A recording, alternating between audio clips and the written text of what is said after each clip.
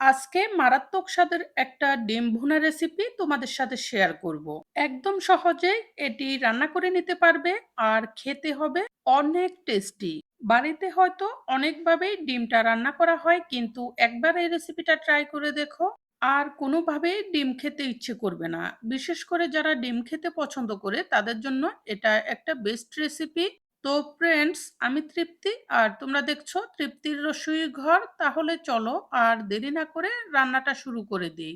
রেসিপিটি হুবহু জানতে স্কিপ না করে পুরো ভিডিওটির সাথেই থেকো। প্রথমেই ডিম ভুনাটা রান্না করার জন্য আমি এখানে 6টি ডিম সেদ্ধ করে চামড়াগুলো ভালোভাবে তুলে নিয়েছি।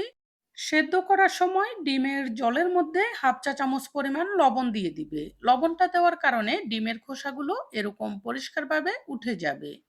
এখন আমি এখানে অল্প করে লবণ, হলুদের গুঁড়ি আর অল্প করে দিয়ে দিব মরিচের গুঁড়ি। এখন সামান্য জল দিয়ে এগুলোকে মাখিয়ে নিব। জলটা দেওয়ার কারণে লবণ এবং হলুদ মরিচের গুঁড়িগুলো ডিমের গায়ে ভালোভাবে লেগে যাবে। এভাবে নেড়েচেড়ে এগুলোকে ভালোভাবে মাখিয়ে এরপর এগুলোকে রেখে দিব। আর চুলায় একটি কড়াই বসিয়ে দিব। কড়াইয়ে দিয়ে দিব হাফ কাপ পরিমাণ সরিষার তেল। তোমরা চাইলে এখানে সয়াবিন তেলও দিতে পারবে। তেলটা ভালোভাবে গরম হলে চুলার আগুনটি মিডিয়াম থেকে কমিয়ে দিয়ে মেখে রাখা ডিমগুলো দিয়ে দিব। ডিম দিয়ে এগুলোকে নেড়েচেড়ে ভাজতে থাকবো। এ পর্যায়ে ডিমটাকে একটু সাবধানে ভাজতে হবে, না হলে ফুটে গায়ে আসবে।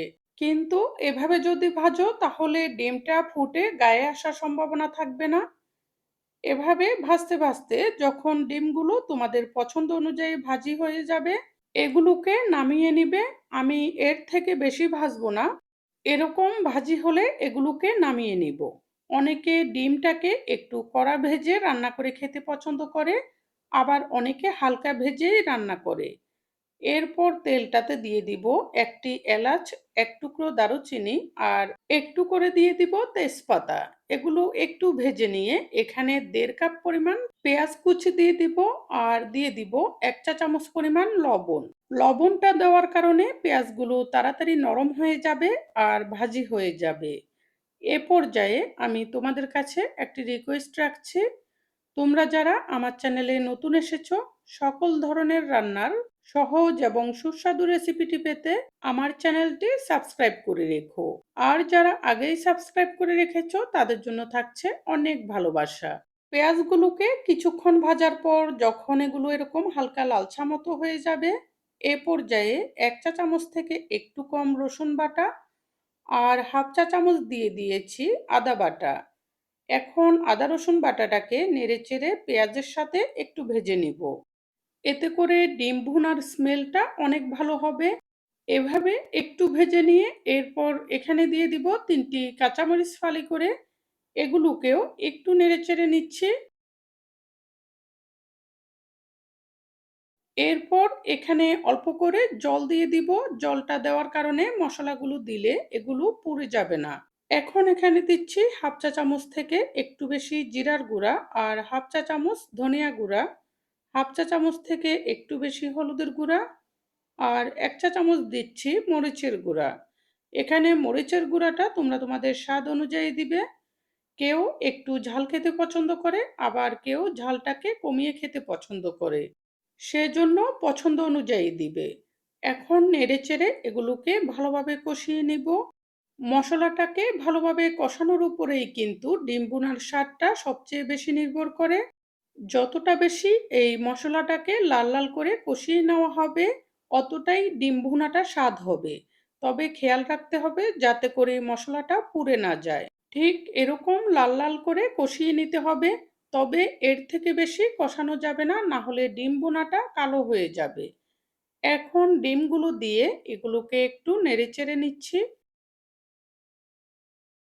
এরপর যে বাটিতে ডিমগুলো মেখেছি সেই বাটিটি ধুয়ে একটু জল দিয়ে দিচ্ছি আর ঝোলের জন্য পরিমাণ মতো জল দিয়ে দিব। এখানে জলটা তোমাদের পছন্দ অনুযায়ী দিবে, যে যেমন ঝোল রাখতে চাও। জল দিয়ে নেড়ে এগুলোকে ভালোভাবে মিশিয়ে দিচ্ছি। এরপর এগুলো ফুটে ওঠার জন্য অপেক্ষা করব। ভালোভাবে ফুটে উঠলেই এরপর ঢাকনাটি দিয়ে দিব। ঢাকনা দিয়ে চুলার আগুন ডিম করে 5 মিনিট মতো এভাবে বসিয়ে রাখবো। এতে করে মসলা এবং পেঁয়াজগুলো সেদ্ধ হয়ে নরম হবে আর ডিমের সাথে এগুলোর স্বাদটা ভালোভাবে মিশে যাবে। 5 মিনিট পর ঢাকনাটি তুলে নিব। এরপর চুলার আগুনটি বাড়িয়ে দিয়ে এগুলোকে একটু নেড়েচেড়ে নিচ্ছি। নেড়ে দেওয়ার পর একটু ফুটলেই চুলার আগুনটি নিভিয়ে দিব। চুলার আগুন নিভিয়ে দিয়ে এভাবে গরম চুলার উপরে রেখে দিব কিছুটা ঠান্ডা হওয়া পর্যন্ত। এতে করে ডিম ভুনার স্বাদটা আরো মজার হবে। এরপর এটি পরিবেশনের জন্য সম্পূর্ণ প্রস্তুত হবে। আমি ডিমটা একেক সময় একেকভাবে রান্না করি আর ডিম ভুনাটাকেও বিভিন্ন রকমভাবে রান্না করি। এর মধ্যে সবচেয়ে বেশি পছন্দের এই ডিম ভুনাটা। আমার চ্যানেলে এরকম ডিমের আরো অনেক মজার রেসিপি আছে, সেগুলোও দেখে নিতে পারবে। রেসিপিটি কেমন হয়েছে অবশ্যই জানাবে। যদি রেসিপিটি ভালো লেগে থাকে অবশ্যই লাইক, কমেন্ট এবং সাবস্ক্রাইব করে সাপোর্ট করবে আরো নতুন রেসিপি উপহার পাওয়ার জন্য। এই বলে আজকের মতো এখানেই বিদায় নিচ্ছি। পরবর্তীতে চলে আসব নতুন কোনো রেসিপি নিয়ে। সেই পর্যন্ত সবাই ভালো থেকো।